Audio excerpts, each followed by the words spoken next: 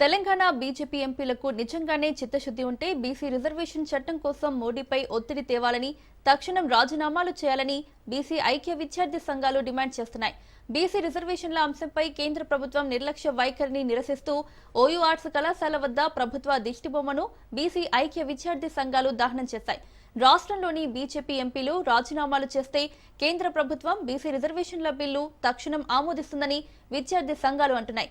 BJP ఎంపీల తీరు మారుకుంటే వారి ఇండ్లను ముట్టడిస్తామని విద్యార్థి సంఘాలు హెచ్చరిస్తున్నాయి. రాష్ట్ర ప్రభుత్వం స్థానిక సంస్థలో బీసీల రిజర్వేషన్ కి పంపిన బిల్లుని వెంటనే ఆమోదింపజేయాలని చెప్పి మేము కేంద్ర మంత్రి బండి సంజయ్, కిషన్ రెడ్డి మరియు అరవింద్ కుమార్ వీటిలందరినీ డిమాండ్ చేస్తాను.